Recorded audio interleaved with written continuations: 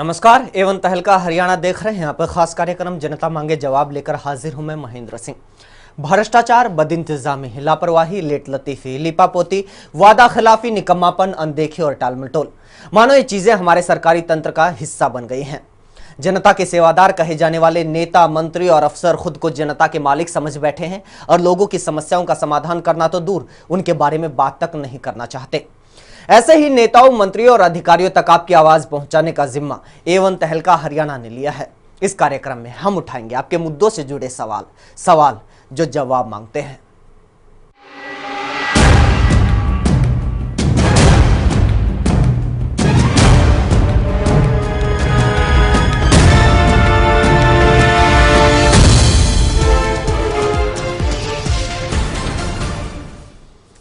आगे बढ़े उससे पहले हम आपको बता दें कि आज हम किन किन मुद्दों और समस्याओं पर अधिकारियों, नेताओं और मंत्रियों से जनता के सवालों के जवाब लेने की कोशिश करेंगे। बात सबसे पहले रोहतक की होगी, जहां पर छात्राएं परेशान हैं छेड़खानी की वजह से। बार बार गुहार लगाई गई लेकिन किसी ने सुनवाई नहीं की। आखिरकार सड़कों पर उतर आई और जाम लगा दिया गया। बात उसके बाद उचाना की करेंगे, जहां पर एक अजीब तरीके का गोलमाल कहें या फिर धांधली कहें वो सामने आई है। बीमा करवा लिया गया लेकिन पैसे अब तक खाता धारकों के अकाउंट में जमा नहीं हुए। पता लगा कि अब तक पैसे आए ही नहीं हैं। 2009 का मामला था लेकिन अब तक पैसे पहुंचे नहीं हैं। उसके बाद बात करेंगे फरीदाबाद की, जहां पर बदहाली दिखाएंगे सरकारी अस्पताल की। लंबी लंबी कतारें लगती हैं, पूरा पूरा दिन कतारों में खड़ा रहने के बाद भी दवाइयां नहीं मिलती हैं। उसके बाद बात करेंगे पुंडरी की, जहां पर मुख्यमंत्री की उस घोषणा की पोल खुलती हुई दिखाई दे रही है, जिस घोषणा में कहा गया था कि चौपालों की मरम्मत के लिए 400 करोड़ रुपए खर्च किए जाएंगे, लेकिन चौपालों की हालत हम आपको दिखाएंगे कि किस तरीके की बनी हुई है। बात उसके बाद गोहाना की करेंगे, जहां पर कई एकड़ फसल जलमग्न हो गई। सीधे सीधे लापरवाही अधिकारियों की थी। पहले ही बता दिया गया था कि नहर टूटने वाली है, लेकिन अधिकारी नहीं पहुंचे और नहर टूट गई, जिसकी वजह से फसलों में पानी भर गया। सबसे पहले बात रोहतक की होगी। रोहतक में गौड़ ब्राह्मण आयुर्वेदिक कॉलेज के हॉस्टल की छात्राओं ने रोहतक पानीपत रोड पर जाम लगा दिया। इन छात्राओं का कहना है कि ये लोग छेड़छाड़ से बेहद परेशान हैं। 2 दिन पहले भी कुछ मंचलों ने इनके साथ छेड़खानी की थी, लेकिन प्रशासन या फिर कॉलेज प्रबंधन की ओर से इस शिकायत पर कोई कार्रवाई नहीं की गई। इसी कार्रवाई के चलते, कार्रवाई ना होने की वजह से इन लोगों ने जाम लगा दिया। बाद में प्रशासन ने आश्वासन दिया और जाम खुलवाया।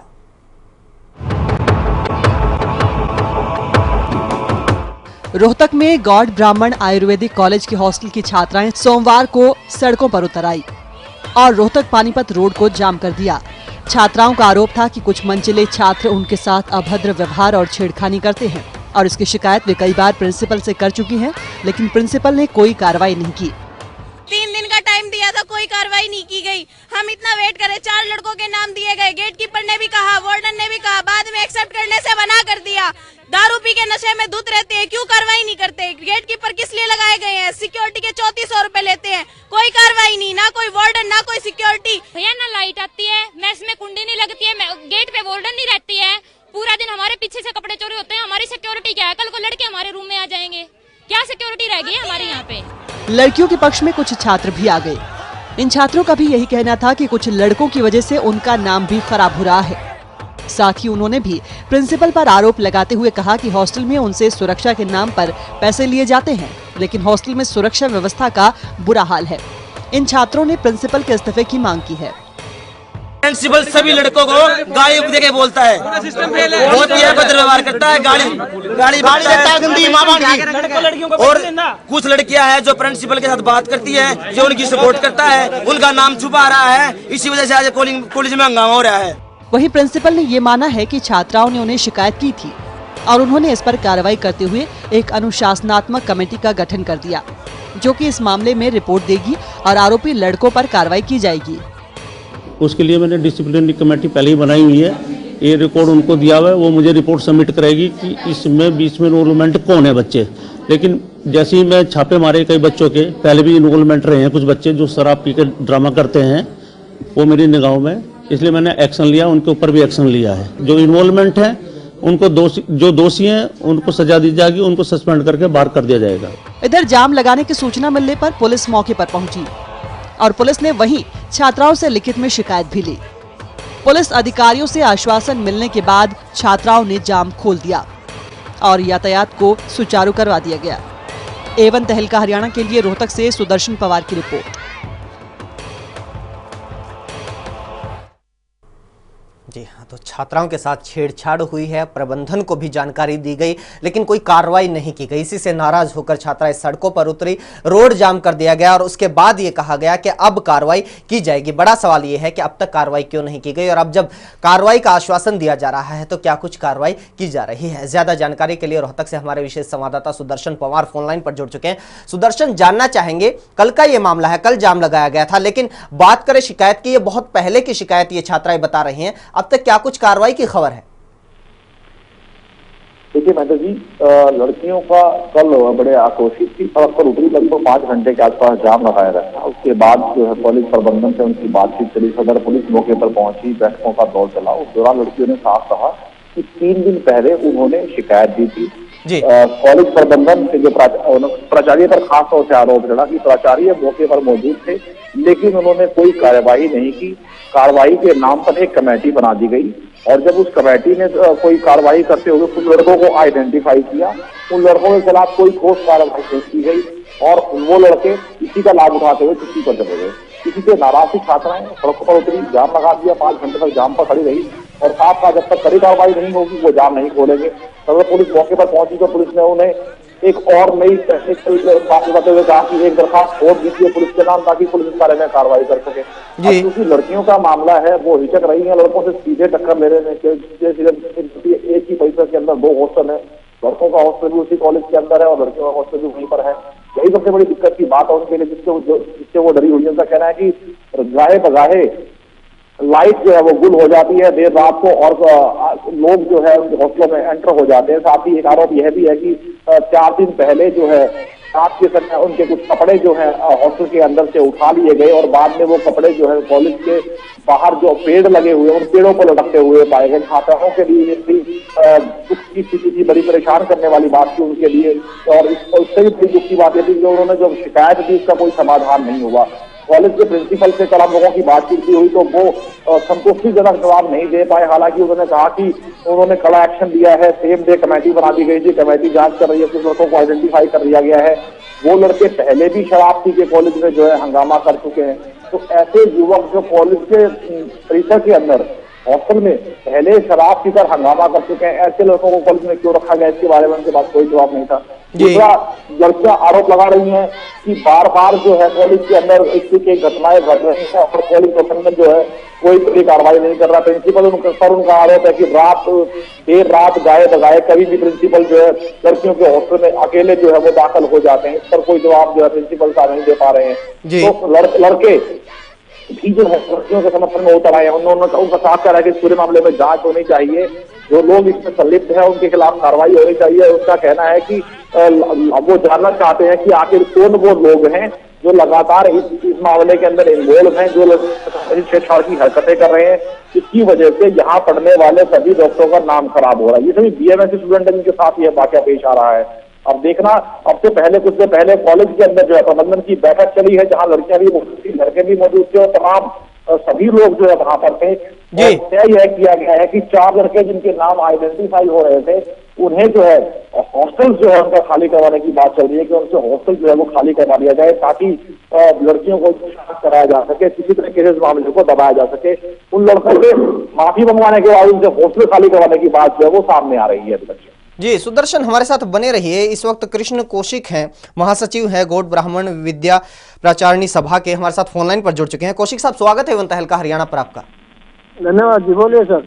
कौशिक साहब, क्या कुछ कार्रवाई कर रहे हैं, क्योंकि छात्राओं में काफी गुस्सा है, ना सिर्फ ये छेड़छाड़ है और ये प्रबंधन का भी मामला नहीं है, अब तो ये पुलिस का मामला बन गया है। आपकी तरफ से क्या कुछ कोशिशें की जा रही हैं कि आगे से इस तरीके के मामले सामने ना आए? बिल्कुल जी, इसमें हमने सख्त एक्शन लेने का प्रिंसिपल को आदेश दे दिया है। प्रिंसिपल ने जो भी इसमें दोषी छात्र पाएंगे उनको तुरंत हम हॉस्टल से बाहर करेंगे। अगर इसमें भी काम नहीं चला तो उनको क्लास से बाहर करने का भी काम करेंगे। ये जो भी घटना जिस भी छात्र का इसमें नाम आएगा उसके खिलाफ तुरंत हम एक्शन लेंगे और इसमें कोई ढील नहीं दी जाएगी। ये हमारी बेटियां हैं, हमारी लड़कियां हैं, इनका प्रोटेक्शन करने का हमारा दायित्व है। जी कौशिक साहब, हॉस्टल से बाहर कर देना आपको सख्त कार्रवाई मालूम पड़ती है क्या? नहीं, अगर हॉस्टल के बोर्डिंग के जो बच्चे हैं, डे बोर्ड, दो तरह के बच्चे होते हैं जो रोजाना घर से आते जाते हैं और कुछ हॉस्टल में रहते हैं। हाँ जी। ये दो काम है ये बच्चों का। हमें डाउट है कि कुछ हॉस्टल के 2-3 बच्चे इसमें शामिल हैं। हाँ जी। उनको सबसे बड़ी सजा ये, पहले तो उनको हॉस्टल से बाहर करेंगे और जी। दूसरी बात ये है, अगर फिर भी उसमें काम नहीं चला तो उसको क्लास से बाहर करने का काम करेंगे। नहीं, वही सवाल यही है कि हॉस्टल से बाहर कर देंगे, बाहर रूम ले लेंगे, उससे क्या दिक्कत है उनको?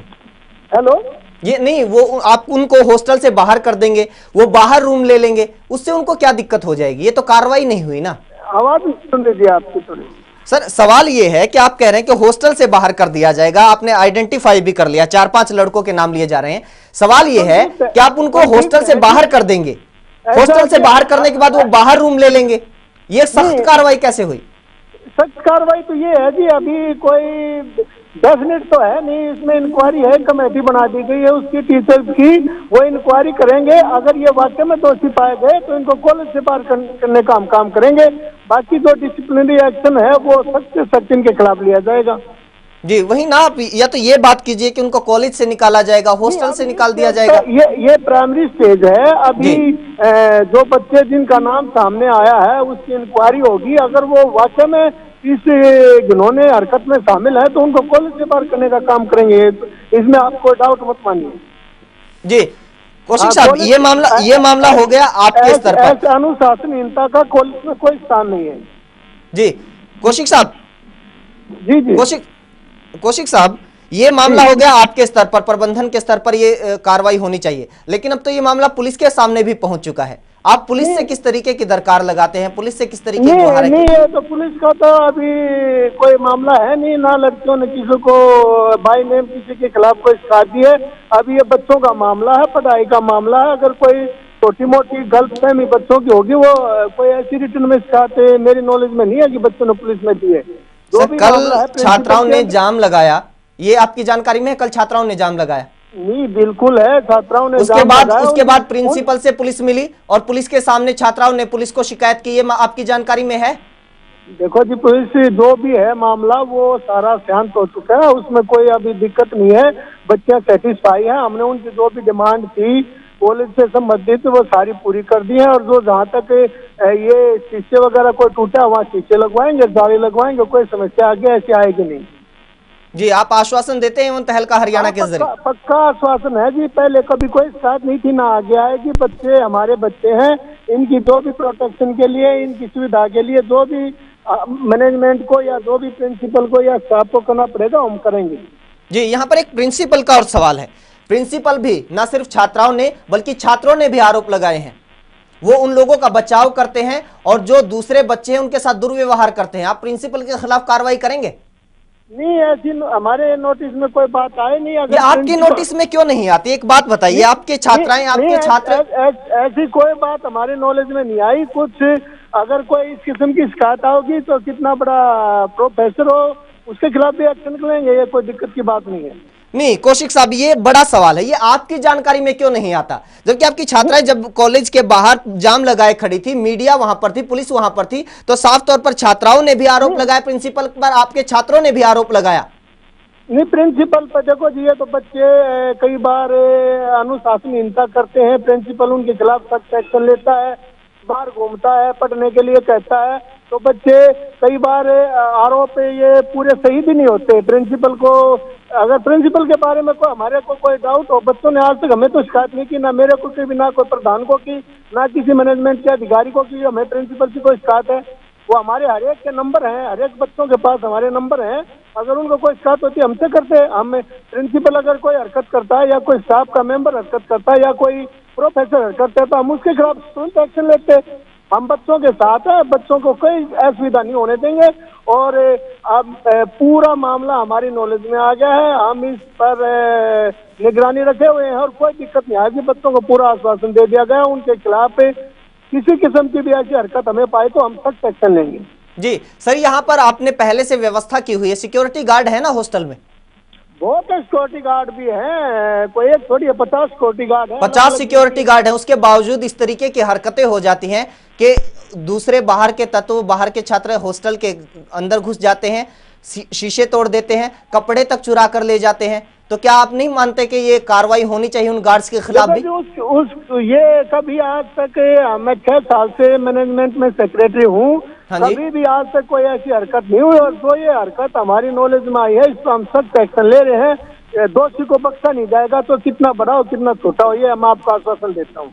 जी कौशिक साहब, कुछ वक्त और आपका चाहेंगे। इस वक्त हमारे वहां के रिपोर्टर सुदर्शन हमारे साथ फोन लाइन पर बने हुए हैं। सुदर्शन, एक बार बताइए, कौशिक साहब हमारे साथ बने हुए हैं, ये महासचिव हैं संस्था के, इनको बताइए कि छात्राओं की शिकायत किन किन लोगों से थी और क्या कुछ कहना था छात्राओं का और छात्रों का भी साथ में। देखिए, मैं आपको बता दूं महेंद्र जी, कौशिक जी मेरी बात को सुन पा रहे होंगे, छात्रों का खुला आरोप है कि रात बेरात उनकी कोई सुरक्षा नहीं है, कोई नाइट वार्डन वहां पर मौजूद नहीं होती, उनके अंदर वस्त्र जो है वो न केवल उनके कमरों से उठा लिए गए बल्कि कॉलेज के बाहर पेड़ों पर टांग भी दिए गए। इतनी सब कार्रवाई हुई और इसके बावजूद जो है संस्थान प्रबंधन को नहीं पता लगा, प्राचार्यों के संज्ञान में छात्राओं ने लाया, तब उन्हें पता लगा कि इतनी बड़ी घटना हो रही है। प्राचार्य जबकि ये दावा करते हैं कि वो कॉलेज परिसर के अंदर ही रहते हैं। इतना ही नहीं, मैं सूत्रों के हवाले से यहां तक आपको बता सकता हूं कि एक नाइट वार्डन तो पिछले कई महीनों से कॉलेज परिसर के अंदर दाखिल भी नहीं हुई है, हालांकि उनकी तनख्वाह लगातार उन्हें मिलती रही है। आज छात्राओं का कहना है कि चूंकि हंगामा हुआ है इसलिए वो महिला वार्डन कॉलेज के अंदर मौजूद हुई है, पिछले कई महीनों से वो लेडी जो है हॉस्टल के अंदर नहीं पहुंची है, नौकरी नहीं कर रही थी, तनख्वाह उनको मिल रही थी। ऐसा एक नहीं, ऐसे कई उदाहरण छात्राओं ने दिए हैं। इसका खुलासा आने वाले समय में करेंगे, लेकिन फिलहाल छात्राओं के साथ जो दिक्कतें पेश आई है वो सबके सामने है। उनका कहना रात बिरात कभी भी उनकी लाइट काट दी जाती है, किसे शिकायत करें कोई सुनने वाला नहीं होता। लड़कों का भी आरोप है कि प्रिंसिपल अपने चहेतों को अपने साथ रखते हैं, उन्हीं को साथ लेकर हॉस्टल में घूमते रहते हैं। तो इतने तमाम संगीन आरोप जो है कॉलेज के प्रिंसिपल कर रहे हैं, ऐसे में प्रबंधन को चाहिए कि उनके खिलाफ सख्त एक्शन ले, कार्रवाई करे। कल जब पुलिस वहां मौजूद थी, प्रशासन बात कर रहा था, उस समय प्राचार्य जवाब नहीं दे पा रहे थे। ऐसी हालत थे उनसे कि वो जवाब नहीं दे पा रहे थे, पुलिस को कह रहे थे कि पुलिस जांच ले। जी कृष्ण कौशिक जी, सुदर्शन बने रहिए, वो इस बारे में कड़ा संज्ञान लें।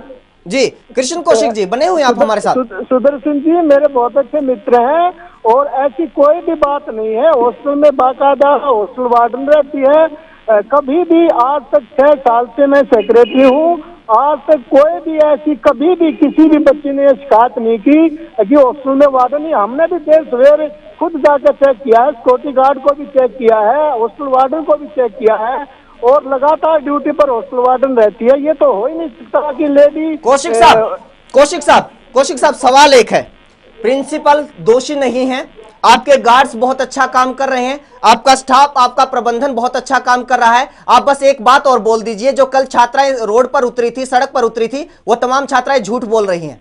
नहीं, मैं इस बारे में आप ये नहीं कह सकता कि छात्राएं झूठ बोल रही थी, लेकिन जो फिर इसका मतलब क्या है? जो भी हरकत हुई है उसके लिए सीधे तौर पर हम प्रिंसिपल को दोषी नहीं ठहरा सकते।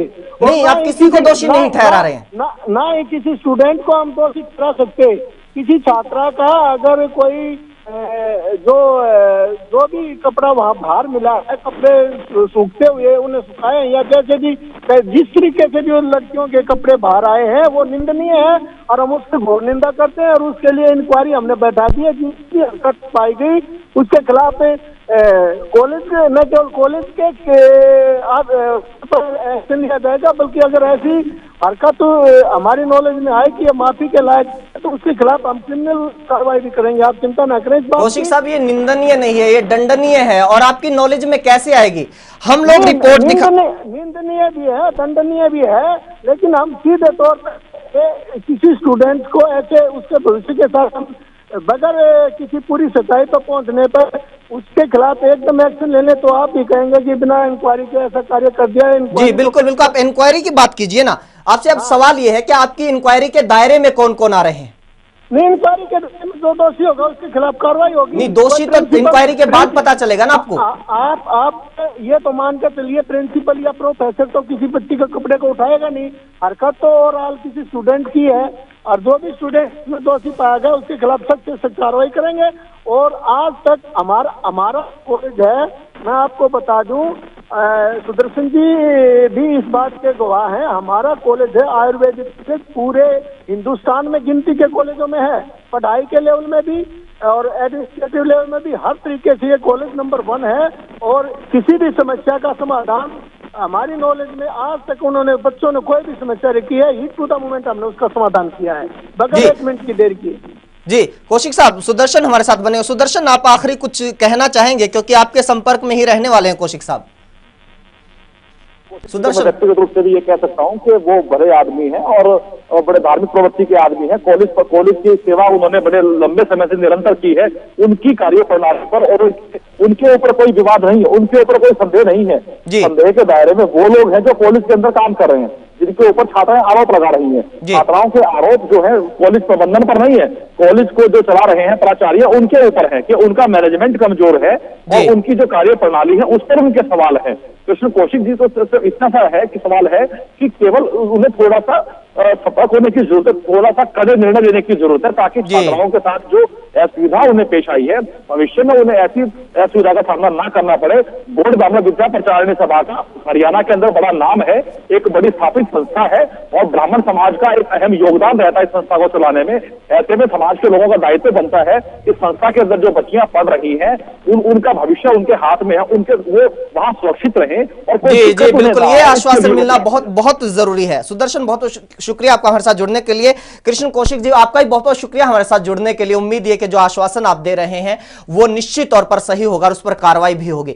आगे बढ़ते हैं और आपको सीधे पानीपत लिए चलते हैं जहां पर केडी सिंह संबोधित कर रहे हैं। कांग्रेस का जाना तो तय है, भ्रष्टाचार की हदें पार हो चुकी है कांग्रेस की, स्टेट लेवल पे भी और सेंट्रल लेवल पे। अब मुद्दा यह है कि पब्लिक के पास विकल्प क्या है, तो इन लोग क्या विकल्प है वो हम जितना कम बोले, उनकी गुंडागर्दी का राज आज तक लोग भूले नहीं। बीजेपी का यहाँ भी कोई वजूद नहीं है, बीजेपी नेशनल लेवल पे जरूर अच्छा काम कर रही है लेकिन यहाँ कोई वजूद नहीं है उनका। तो मेरा ये मानना है कि टीएमसी का एक जो विकल्प हम देना चाहते हैं हरियाणा की जनता को, हरियाणा की जनता उसको जरूर अपनाए, ऐसा हमारा मानना है। 3 साल से पार्टी आपकी लेकिन 3 साल में कोई पार्टी को एक कोई शक्ल अख्तियार नहीं कर पाई पार्टी। कल भी कुछ लोगों में अनरेस्ट था। जो देखिए ऐसा लगा ही जब भी कोई नई पार्टी नई जगह पे, तो पार्टी नहीं है, पार्टी बहुत पुरानी है लेकिन हरियाणा एक नई जगह है, तो ये आना जाना तो लोगों का लगा ही रहेगा। ये एक हेल्दी साइन है, ये चर्निंग जो है ये हेल्दी साइन है, होना चाहिए, कोई गलत नहीं है। अभी लोकसभा और विधानसभा के चुनाव नजदीक है, तो क्या पार्टी अपने बिल्कुल उम्मीदवार उतारेंगे। लोकसभा में 10 की 10 सीटों पर उम्मीदवार उतारेंगे और विधानसभा में भी पूरी सीटों पर उम्मीदवार उतारेंगे। कब तक डिक्लेयर हो जाएगा आपकी? लोकसभा के बहुत जल्दी डिक्लेयर करेंगे। अभी 12 तारीख को दिल्ली में रैली है, ममता बनर्जी और अन्ना हजारे जी रामलीला मैदान में, और उसके बाद 12 तारीख के बाद जल्दी ही ऐसा किसी से पैचअप भी कर सकते हैं या इंडिविजुअल आप कंटेस्ट करेंगे? देखिए अभी तक तो इंडिविजुअल ही जाने का विचार है, बाकी रही पैचअप या किसी के साथ गठबंधन की, तो जो ममता बनर्जी, जो अन्ना हजारे की छवि है, जो उनकी नीतियां हैं, मुझे तो उस नीतियों के बराबर कोई हरियाणा में पार्टी दिखाई नहीं देती जिसके साथ प्रयास करें। अभी कुछ आपकी पार्टी की एक्टिविटीज बढ़ेंगी जो कि अब चुनाव बिल्कुल सिर पे है? बिल्कुल बढ़ेंगे, बिल्कुल क्या कुछ करने जा रहे हैं, कोई रैली कुछ और? बिल्कुल 12 तारीख को रामलीला मैदान दिल्ली में रैली है, इसके बाद मार्च के महीने में ही अन्ना हजारे और ममता दीदी यहाँ आएंगे हरियाणा में, वो जल्दी घोषणा कर देंगे कि किस स्थान पर रैली होने वाली है। थैंक्स अ जी हाँ, तो पत्रकारों को संबोधित कर रहे थे डॉक्टर केडी सिंह, उत्तर भारत तृणमूल कांग्रेस के प्रभारी और राज्यसभा सांसद। महत्वपूर्ण जानकारी यहां पर देते हुए कि टीएमसी दिल्ली में रैली करने जा रही है। रामलीला मैदान में 12 तारीख को यह रैली होगी और अन्ना हजारे इस रैली में शिरकत करेंगे और टीएमसी प्रमुख ममता बनर्जी इस रैली में शिरकत करेंगी और उसके बाद हरियाणा में भी रैली की जाएगी। अन्ना हजारे भी और टीएमसी प्रमुख ममता बनर्जी भी हरियाणा में आएंगे और यहां पर चुनाव प्रचार की कमान वो संभालेंगे। तो यहां पर रफ्तार मिलती हुई नजर आ रही है टीएमसी के चुनाव प्रचार को। रोड शो है, आज सोनीपत से ये यात्रा शुरू हुई थी और उसके बाद अंबाला में इसका समापन होगा। पूरी की पूरी जीटी रोड बेल्ट को कवर करते हुए अंबाला ये रोड शो पहुंचेगा और टीएमसी उत्तर भारत के प्रभारी डॉक्टर केडी सिंह इस रोड शो का हिस्सा हैं। आगे बढ़ते हैं, उचाना की बात करते हैं। उचाना के अलेवा गांव में आंगनबाड़ी वर्कर्स ने बाल विकास अधिकारी दफ्तर के बाहर प्रदर्शन किया। ये लोग बीमा पॉलिसी के लिए जमा करवाए गए रुपए दिलवाने की मांग कर रहे थे। आंगनबाड़ी वर्कर्स ने ये बताया कि साल 2009 में अलेवा की आंगनबाड़ी वर्कर्स और हेल्पर्स ने विभाग के आदेशों के मुताबिक गाँव में गरीब तबके के लोगों का बीमा करवाया था, लेकिन अब तक विभाग ने किसी के बीमे के पैसे वापस नहीं लौटाए हैं। इतना ही नहीं, जब विभाग के उच्च अधिकारियों से पैसे वापस दिलवाने की बात होती है तो उल्टे उन्हें ही धमकाकर भेज दिया जाता है। पैसे ना मिलने की वजह से नाराज लोगों ने अब आंगनबाड़ी सेंटर्स को ताले लगाने शुरू कर दिए हैं। इस समस्या को लेकर विभाग के आला अधिकारियों से लेकर मुख्यमंत्री तक को सूचित किया जा चुका है, लेकिन समस्या का समाधान होना तो बहुत दूर की बात है। अब तक ये भी नहीं पता चल पाया है कि ये धांधली क्या है और गोलमाल किस तरीके का है।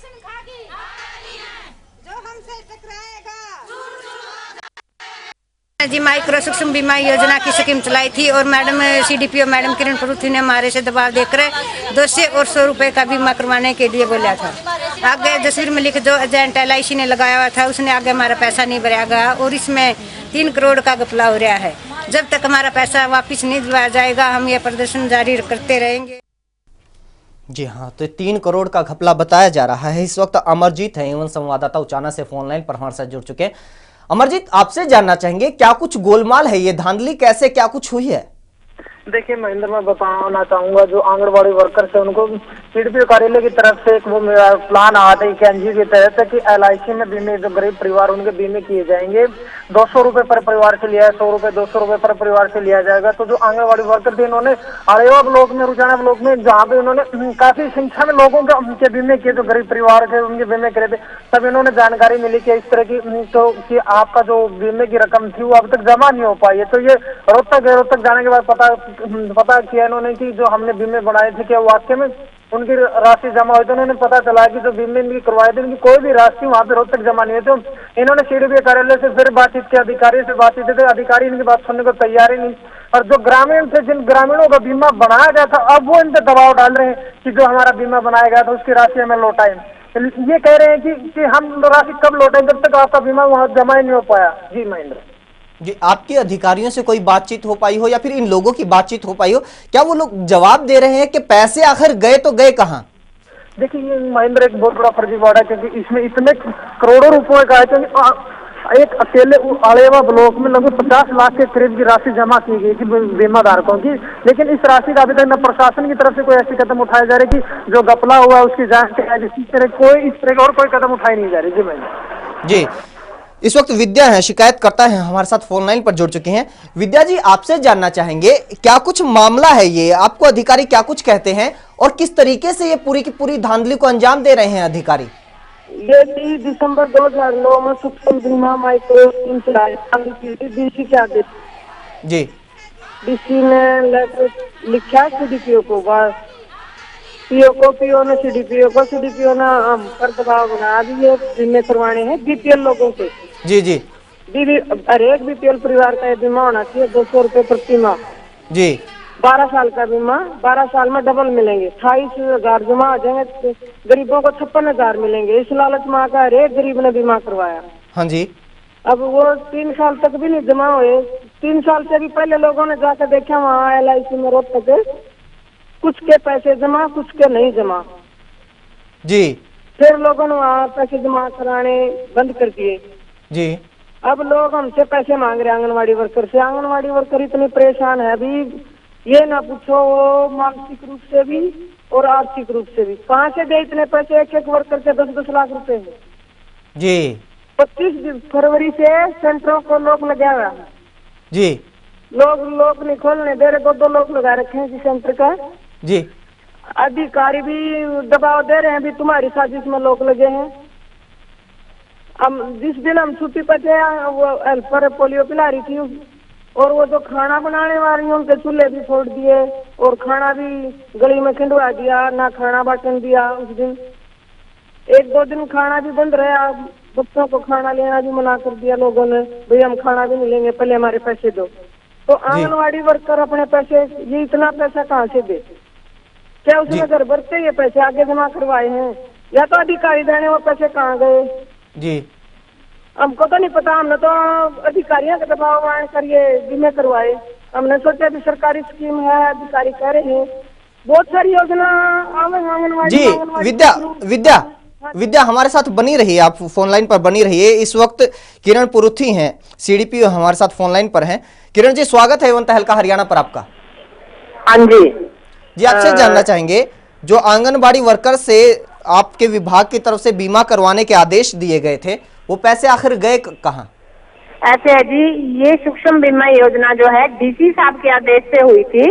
हाँ और जी। कार्यक्रम अधिकारी के माध्यम से हमारे पास आदेश आए थे कि ये जो सूक्ष्म बीमा योजना है इसके तहत ये कुछ पॉलिसी करवाए आंगनबाड़ी वर्कर।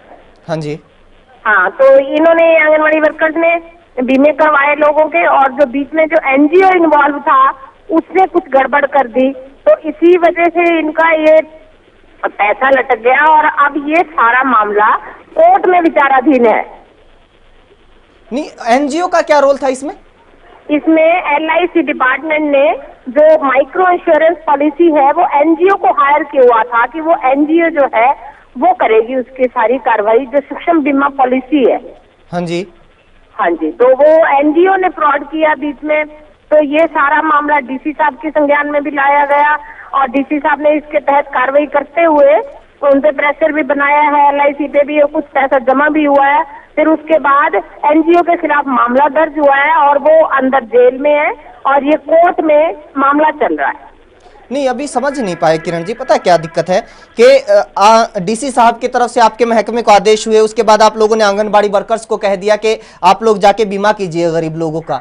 इसमें एनजीओ की भूमिका कहाँ है?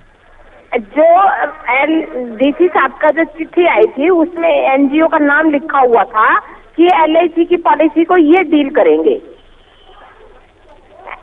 ये समझ में नहीं आया, क्योंकि पता है क्या दिक्कत है कि देखिए वो फॉर्म तो एलआईसी का भरवाया गया होगा ना उनसे, गरीब लोगों से। बिल्कुल बिल्कुल। तो फिर एनजीओ का क्या, फॉर्म भर गया तो सीधे एलआईसी का हो गया? एनजीओ एक मीडियोकर है, वो सारा प्रीमियम लेके एलआईसी में जमा करवाते थे। जी, तो जो पैसे लेते थे वो पहले एनजीओ के पास जाते थे? हाँ जी, जो सारी कलेक्शन है फील्ड से वो एनजीओ करता था और एलआईसी डिपार्टमेंट ने एनजीओ को ऑथोराइज किया हुआ था। जी, तो वो पैसा तो सारा एलआईसी डिपार्टमेंट में गया, तो उसने जमा करवाया नहीं करवाया इसका पता इनको 1.5 साल बाद पता चला। तो फिर शिकायत करी, डीसी साहब के पास भी सारी तहकीकात हुई है और कुछ पैसा जमा भी करवाया गया, लेकिन उसके बाद पुलिस में दर्ज हुआ मामला और कोर्ट में चल रहा है। जी, किरण जी हमारे साथ बनी रही है। विद्या है, एक शिकायतकर्ता है, हमारे साथ फोन लाइन पर बनी हुई है। विद्या, क्या आपकी जानकारी में है ये जो किरण जी इस वक्त बता रही हैं? हाँ जी, ये बात जानकारी में है जो मैडम कह रही हैं। जी, लेकिन अब आप लोगों के लिए दिक्कत दोहरी हो गई है। दिक्कत खड़ी है होगी कि लोग हमसे पैसे मांग रहे, घरों पे भी आ रहे, घर में भी नहीं रहने दे रहे, सेंटर में भी नहीं रहने दे रहे, गाड़ी गलौच भी करा है जी, मार पिटाई तक बात उतर आई है जी। जी, किरण पुरुथी जी। हाँ, इनकी बात बिल्कुल जायज है जी, जायज है और हम इनके साथ हैं। मौके मौके पे हम लोगों को कन्विंस भी करते हैं और आज डीसी साहब से भी, कल भी, आज भी सारे मामले की हम सूचना दे रहे हैं कि फील्ड में ये प्रॉब्लम है जी, इस समस्या का समाधान करवाइए। जी, विद्या, क्या आप लोगों का समर्थन साथ दिया जा रहा है अधिकारियों की तरफ से? हाँ, अधिकारी आए थे जी लोग खुलवाने, फिर लोगों ने खोलने नहीं दिया। तो वहां पर तो किरण जी, वहां पर तो स्थिति ये होगी कि अब तो सुरक्षा की भी मांग कर रहे हैं ये लोग। हाँ, बिल्कुल जी, हम क्योंकि फील्ड में जो लोग हैं उनको समझाना पब्लिक को मुश्किल है, तो पब्लिक को तो हम मौके मौके पे पुलिस को भी साथ लेके गए हैं मोटिवेट करने के लिए कि ये मामला कोर्ट में है, कोर्ट से ही फैसला होएगा, फिर सरकारी कार्य में बाधा न डाले। जी, लेकिन किरण जी अब यहाँ पर आपको समाधान कुछ निकलता हुआ दिखाई दे रहा है क्या? क्योंकि आंगनबाड़ी केंद्रों पर भी ताले जड़ दिए गए हैं और यहाँ पर मार पिटाई तक की नौबत आ गई है। तो ये कोर्ट का मामला है जी, कोर्ट के मामले में नहीं, कोर्ट का मामला तो वो है ना कि पैसे एनजीओ से निकलवाने हैं, कोर्ट का मामला वो है, लेकिन इन लोगों को सुरक्षा देनी है, वो आंगनबाड़ी केंद्र खुलवाने हैं और लोग इनको परेशान ना करें, ये तो आपकी जिम्मेदारी बनती है। हाँ, बिल्कुल, मैंने अपने उच्च अधिकारी का नंबर दे देती हूँ, उनको भी पूरा रिटन में A to Z सारी सूचना दे रखी है कि इस समस्या का समाधान करवाएं और इस बारे जो भी कठिनाई आ रही है उसको दूर करवाएं विभाग की मदद से। जी, किरण जी आपका फोन हम काट रहे हैं, एक बार आपको पास फोन आएगा तो आप नंबर दे दीजिएगा, हम बात करेंगे निश्चित तौर पर। बहुत बहुत शुक्रिया आपका हमसे बातचीत करने के लिए। तो आपको बता दें कि दिक्कत यहां पर यह है कि एक एनजीओ के माथात ये पूरा का पूरा काम किया जा रहा था और आंगनबाड़ी में कार्यकर्ताओं से जो पूरी की पूरी पॉलिसी बनवाई गई थी गरीब लोगों की, वो पैसे सीधे के सीधे एनजीओ के पास चले गए। और अब आरोप एनजीओ पर है कि जिस एनजीओ के पास ये पैसे गए थे उसने धांधली की है, पैसे आगे नहीं पहुंचाए हैं और जिन लोगों की पॉलिसी होनी थी, बीमा होना था, उन लोगों का बीमा नहीं हुआ है। लेकिन अब ये लोग, क्योंकि इन लोगों का बीमा किया था आंगनवाड़ी वर्कर्स ने, और अब ये लोग सीधे सीधे आंगनवाड़ी वर्कर्स से सवाल पूछ रहे हैं कि हमारे पैसे कहां गए हैं। स्थिति यह हो गई कि कई साल का ये मामला हो गया है, तो फिर अब जाकर आंगनवाड़ी वर्करों के खिलाफ वो लोग भी आवाज उठा रहे हैं, उनके साथ मार पिटाई भी कर रहे हैं। आंगनवाड़ी जो केंद्र हैं उन पर ताले लगा दिए गए हैं। लेकिन यहाँ पर अब प्रशासन की भूमिका क्या कुछ रहती है, पूरे के पूरे महकमे की, उसके उच्चाधिकारियों की भूमिका क्या कुछ रहती है, इस पर निश्चित तौर पर हम चर्चा कर रहे हैं और उच्चाधिकारी हैं उनसे हम बात करने की कोशिश करेंगे। हमने सीडीपीओ किरण पुरुथी से बात की तो उन्होंने कहा है कि आप इसके बारे में हमसे ऊपर जो अधिकारी हैं उनसे बात कीजिए। तो हम उनसे जुड़ने की कोशिश कर रहे हैं कि उनका जवाब क्या कुछ है, उनके संज्ञान में ये मामला है या नहीं है, और अगर संज्ञान में मामला है तो उनकी तरफ से क्या कुछ किया जा रहा है। विद्या हमारे साथ शिकायतकर्ता जो है वो लगातार बनी हुई है। विद्या, आपसे जानना चाहेंगे, आपको कोई समाधान दिखाई देता है कि किस तरीके से उन लोगों को समझाया जा सकता है जो अब आपसे सवाल पूछ रहे हैं? सर जी, वो अधिकारी समझाए, वो आश्वासन दे, हमने तो बहुत बार कह लिया उनको भी केस चला हुआ है, तो कोर्ट का जो फैसला होगा वो मान्य होगा, वो मान रहे, जो करे। हमने तुमको पैसे दिए थे, तुमसे ही लेंगे, या तो पैसे दो या तुम्हारी किसी चीज पर कब्जा करेंगे, कुछ भी फंसेगा हम उसको उठा ले जाएंगे। जी, और ये पूरे के पूरे इलाके में कई सारी आंगनबाड़ी वर्कर्स होंगी, तमाम लोगों के साथ यही दिक्कतें होंगी? हाँ, तमाम लोगों के साथ यही दिक्कत है जी। और जब आपने प्रदर्शन किया था, अभी हाल ही में आपने कल प्रदर्शन किया है ना? हाँ जी, कल वहाँ सीडीपीओ ऑफिस में प्रदर्शन किया जी। वहाँ लेटर लिख के देखा है, मैडम हमारे ताले खुलवाने का कष्ट कीजिए और हम इनके पैसे दिलवाने का कष्ट कीजिए। ये एप्लीकेशन वहाँ सीडीपीओ ऑफिस में दिया और वहाँ नारेबाजी की जी। तो उन्होंने आश्वासन दिया है कि हम करवाएंगे या वहाँ सीडीपीओ मैडम मिली नहीं जी, वो ऐसे था, उसको देख रहा है जी। लेकिन अब ये लोग भी सीधा कोर्ट का नाम ले रहे हैं कि कोर्ट में मामला है और कोर्ट में जब बातचीत हो, कुछ फैसला आएगा तो पब्लिक नहीं मान रही थी, वो तो काम को तो पैसे चाहिए हमको। जी, विद्या हमारे साथ बनी रही है। इस वक्त कमला शर्मा हैं हमारे साथ फोन लाइन पर जुड़ चुकी हैं। कमला जी, स्वागत है वंता हल्का हरियाणा पर आपका। Thank you.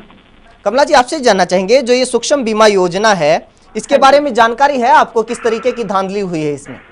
नहीं, धांधली तो नहीं कह सकते, LIC एक गवर्नमेंट की पॉलिसी है, धांधली तो इसमें नहीं कहा जा सकता। वो कुछ एनजीओ की थोड़ी सी गड़बड़ हो सकती है। नहीं, गड़बड़ मतलब क्या? गड़बड़ क्या? नहीं, धांधली तो क्योंकि LIC के बारे में तो मैम ऐसे है कि LIC तो गवर्नमेंट की पॉलिसी है। हाँ जी। नहीं तो फिर एनजीओ ने क्या गड़बड़ की है? देखो, पूरी डिटेल मैं आपको नहीं बता पाऊंगी विदाउट एनी रिकॉर्ड्स के। जी, वही तो दिक्कत है ना। ये 2009 से है ना ये सारी की सारी जानकारी आप लोगों को? नहीं, मैं तो अभी आई हूँ ना, मैंने तो अभी रिसेंटली ज्वाइन किया है। कितना वक्त हो गया मैम आपको? मैं अगस्त में आ गई थी। अगस्त में आ गए थे मैम? अभी नहीं है, अगस्त को बहुत महीने हो गए हैं। यहाँ पर जो आपके विभाग के अंतर्गत काम करते हैं आंगनवाड़ी वर्कर्स, पता है उन लोगों के साथ क्या दिक्कतें हो रही है इस वक्त? हाँ, पता है। तो फिर उनके लिए एफर्ट्स, प्रशासन पूरी एफर्ट्स कर रहा है, डिपार्टमेंट भी पूरी एफर्ट्स कर रहा है। नहीं, किस तरीके के एफर्ट्स? आप लोगों को तो जानकारी तक नहीं है पूरे मामले की। देखो, पूरे मामले की जानकारी जब होते हुए हम सब इनके साथ हैं, हम एफर्ट्स में लगे हुए हैं सारे, तो फिर जानकारी का तो इसमें सवाल ही नहीं होता मैडम। नहीं, जानकारी का सवाल तो निश्चित तौर पर होता है ना। अब हम पूछ रहे हैं, फोन काट दिया है, क्योंकि ये सवाल तो काफी अहम बनता है कि अगर जानकारी आपको नहीं है, आपको जानकारी है तो फिर आप बताइए ना क्या कुछ जानकारी है। हम कह रहे हैं कि धांधली की है एनजीओ ने, आप कह रहे हैं कि नहीं धांधली नहीं है, वो गड़बड़ी कहा जा सकता है। तो फर्क किस तरीके से देखते हैं? बहरहाल शुक्रिया आपका हमसे बातचीत करने के लिए। विद्या जी, आपका बहुत बहुत शुक्रिया हमसे बातचीत करने के लिए। हम आगे भी कोशिश करेंगे कि इस खबर को उठाएं और आपके आला अधिकारियों से बातचीत करें ताकि उनसे जवाब लिया जा सके कि आखिर वो कर क्या रहे हैं। आगे बढ़ते हैं, फरीदाबाद एनआईटी की बात करते हैं। फरीदाबाद एनआईटी के सरकारी अस्पताल में अव्यवस्था इस कदर हावी है कि मरीजों को इलाज के लिए घंटों इंतजार करना पड़ रहा है। दवा लेने के लिए भी मरीजों में मारामारी रहती है। कई बार तो नौबत झगड़े तक की आ जाती है, क्योंकि दवा देने वाले काउंटरों की संख्या बहुत कम है, मरीजों की तादाद बहुत ज़्यादा है। इसके चलते 5-5 घंटे तक लाइन में लोग लगे रहते हैं, लेकिन उन्हें दवाइयाँ नहीं मिल पाती हैं। अस्पताल प्रशासन का कहना है कि मरीजों की संख्या को देखते हुए उन्होंने दवा देने के लिए नए काउंटर बनाने का फैसला लिया है। इसके लिए फार्मासिस्ट की भी नियुक्ति की जाएगी। ये तीनों काउंटर विशेषकर गर्भवती महिलाओं और बुजुर्गों के लिए होंगे, लेकिन कब होंगे ये सवाल है।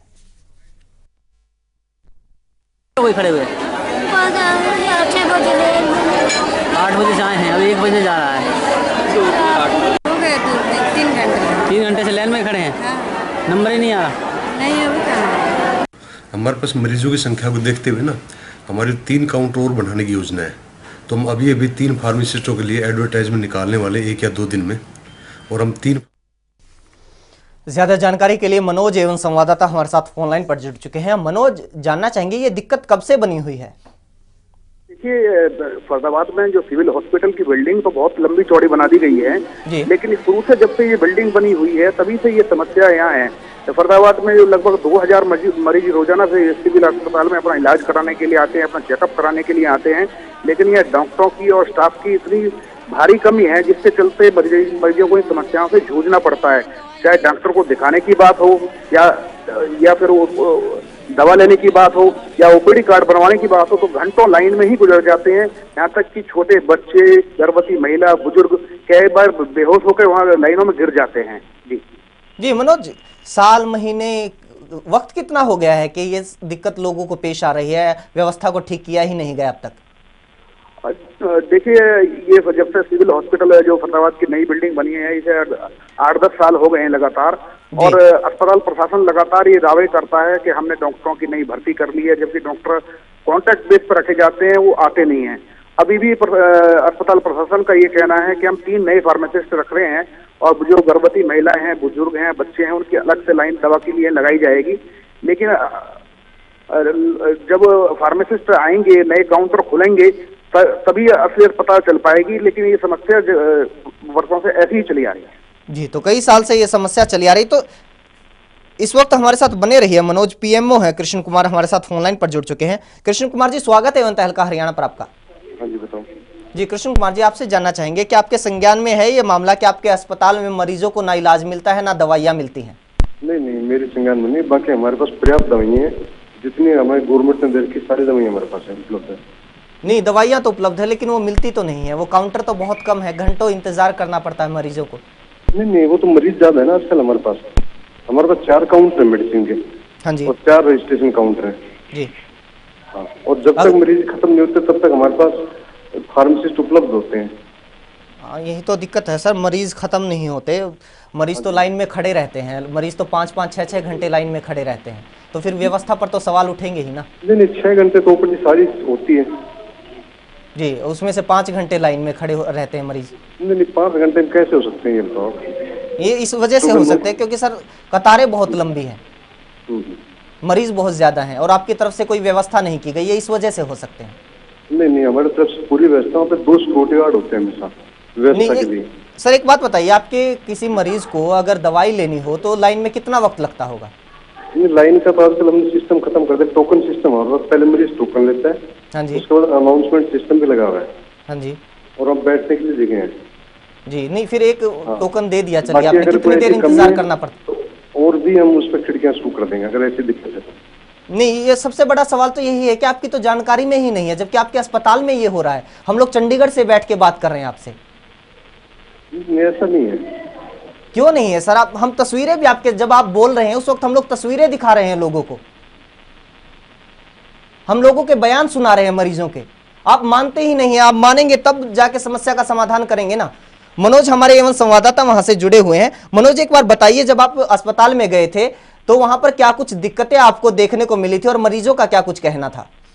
जी हाँ, देखिए, बिल्कुल टोकन सिस्टम बेशक शुरू कर दिया गया है, लेकिन टोकन सिस्टम की वजह से जहाँ टोकन लेने के लिए लाइन लगती है, अब दोबारा दवा लेने के लिए भी मरीज लाइन में लगते हैं। मतलब डबल उनकी कसरत उसमें एक्सरसाइज होनी शुरू हो गई है। इसलिए पीएमओ साहब ने भी कहा है कि 3 काउंटर बढ़ाने की जरूरत है। तो इससे जाहिर होता है कि वहाँ भीड़ की मारामारी बहुत ज्यादा है। जी कृष्ण कुमार जी, हाँ जी, होना तो ये चाहिए था कि आप 1 काउंटर 2 काउंटर और दवाइयों के लिए खोल देते, लेकिन आपने टोकन के लिए अलग से काउंटर खोल दिया। 2 जगह है, आप समझ सकते हैं, पहले टोकन के लिए मारामारी, फिर उसके बाद दवाइयों के लिए मारामारी। क्या मरीज में इतनी तासीर होती है क्या? मरीजों की सुविधा के लिए किया है। नहीं, किस तरीके की सुविधा? तो तब होती है ना कि उनका वक्त कम लगे, ये सुविधा कैसे हो सकती है? अगर फिर भी मरीजों को ऐसे दिक्कत है तो हम और काउंटर बढ़ा देंगे। ये कब तक हो जाएगा सर? ये जल्दी कर देंगे। नहीं सर, 8-10 साल हो गए हैं ना अस्पताल को खुले हुए। 8-10 साल में हो गए अस्पताल में? 40 साल हो गए। कितना हो गया सर? 40 साल 40 साल हो गए। नहीं, जो नई इमारत बनी है। नहीं तो अभी 2 साल हुए हैं जी। और इतनी साल से ये समस्या बनी हुई है, आप जल्दी बताइए ना कितने दिन लग जाएंगे?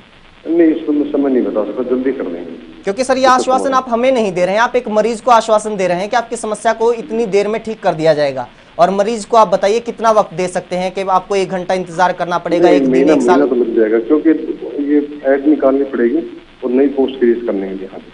ये आप लोगों की जिम्मेदारी बनती है सर, निश्चित तौर पर कीजिएगा। मरीजों की समस्या आपसे ज्यादा कोई समझ नहीं सकता है। बहुत बहुत शुक्रिया आपका हमसे बातचीत करने के लिए। मनोज, आपका भी बहुत बहुत शुक्रिया तमाम जानकारी के लिए। तो हम आपको समस्या दिखा रहे हैं फरीदाबाद एनआईटी के सरकारी अस्पताल की तस्वीरों में। आप देख पा रहे होंगे कि किस तरीके की दिक्कतों का सामना लोगों को करना पड़ता है। इलाज के लिए आते हैं लेकिन इंतजार ही उनको मिलता है, ना इलाज मिलता है, ना दवाइयाँ मिलती हैं। घंटों कतारों में खड़े रहकर वक्त गुजरता रहता है। डॉक्टरों के पास जाओ तो लंबी लंबी कतारें, और दवाई लेने के लिए जाओ तो लंबी लंबी कतारें, और 2-2 तरीके की कतारें यहाँ पर लगाई गई हैं। सुविधा देने के लिए कर यह दिया गया है कि एक और काउंटर बना दिया गया है जिसमें आपको पहले टोकन लेना होगा। पहले टोकन वाली लाइन में आप खड़े रहिए, फिर उसके बाद आपको दवाई लेने के लिए दवाइयों वाली लाइन में खड़ा रहना पड़ेगा। इस तरीके की व्यवस्था इसे कहा जा रहा है, जबकि ये अव्यवस्था इसे कहा जा सकता है, क्योंकि जब आपका इंतजार लंबा होता है तो फिर उसे व्यवस्था कैसे कहा जा सकता है? मरीजों के साथ अगर ये दिक्कत पेश आती है तो जाहिर तौर पर पूरे के पूरे अस्पताल प्रशासन पर सवाल खड़े होते हैं। सवाल इसलिए खड़े होते हैं क्योंकि मरीज की इतनी तासीर नहीं होती है कि वो इंतज़ार करे, वो पल भर का इंतज़ार भी उसके लिए भारी पड़ता है। और अगर लाइनों में 5-5 घंटे तक इंतज़ार करना पड़ता है तो आप अंदाज़ा लगा सकते हैं शरीर और सब्र दोनों साथ छोड़ देते हैं। गुस्सा है, लोगों में रोष है, और अस्पताल प्रशासन से एवं तहलका हरियाणा की गुहार ये है कि इस समस्या को समझें और जल्द से जल्द इसका निदान करें। इसी के साथ जनता मांगे जवाब में आज इतना ही, लेकिन आपकी आवाज़ को, समस्याओं को, मुद्दों को अधिकारियों, नेताओं और मंत्रियों तक पहुंचाना हमारा फर्ज है। हम वादा करते हैं कि हम हमेशा इसी तरह अपना फर्ज निभाते रहेंगे। आपके हक की लड़ाई में एवं तहलका हरियाणा हमेशा आपके साथ है। फिलहाल इजाज़त दीजिए, लेकिन आप देखते रहिए अपना पसंदीदा न्यूज़ चैनल एवं तहलका हरियाणा। नमस्कार।